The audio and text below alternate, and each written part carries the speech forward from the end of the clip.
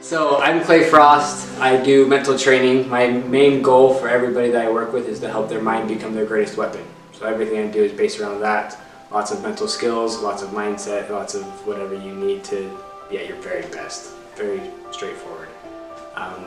So Mykayla and I have been working quite a bit, and it's been really fun. And one of the things that I think would be valuable to go over again with her, because maybe she needs some more help, but also would be valuable for all of you watching, would be the reset button.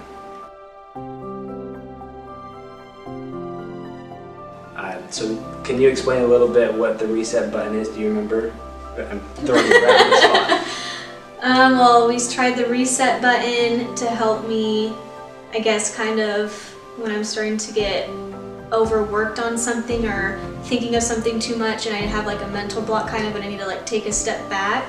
So we just kind of came up with the thing where I close my eyes, take a deep breath, and I came up with the mental cues saying be the best that you can be, and then kind of like a thing, I don't know what you'd call it, but like... Say nonverbal, I don't know if there's a better word, but like an action, clap, and threat. So I do punch, yeah. Which was so fun to watch her today, just like punch it. So the main thought behind this is that in training, especially also in performances, there are lots of times when we get frustrated or we get distracted, and an easy way to get back to where you need to be is by resetting. And so it's just a simple 3-step reset, a deep breath, and something that is important to you, maybe a goal, some self-talk, something that's encouraging, be the best you can be. Personally, I really like the phrase, be where your feet are, because a lot of times when our mind goes somewhere else, it's going to the future, the past, or a place that we're not currently at. So be where your feet are, and then move forward with some kind of nonverbal, a clap, fix your ponytail, punch your hand apparently works too. Some people will tap their toes or kind of crack their toes. Just really whatever helps you get from your mind and thinking into something that's actually actionable. And so that's kind of the idea behind that. It's been working good, so I'll take it. When do you actually use it?